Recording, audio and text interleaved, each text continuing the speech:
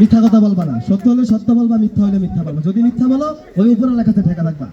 আমি তোমাকে 4টা কথা বলে দেবো।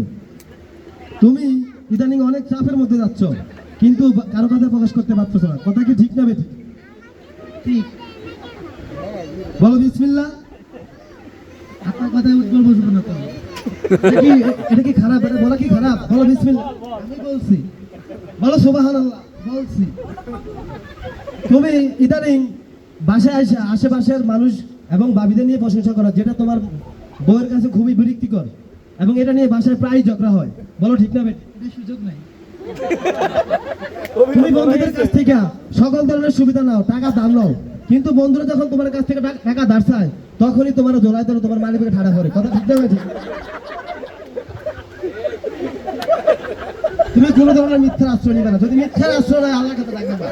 আমার কবিরা দেওয়া বাবা ছিল, বাবারে চায় খাবি ফেটে ধরবো না, চুরি করে খাবি ফিটে ধরবো না।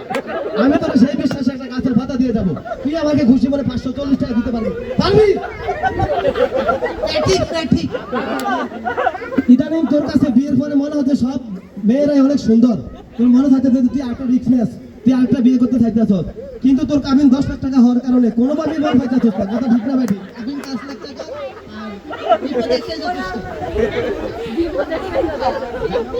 এখন আমাকে তুই খুশি মনে 1040 টাকা দিবি, বিনিময়ে আমি তোকে একটা গাছের ভাতা দিব, যেটা দিয়ে তুই আজীবন ভিক্ষা করে খাইতে পারবি। পারবি? আপনি ওটা বেচে খান, আমার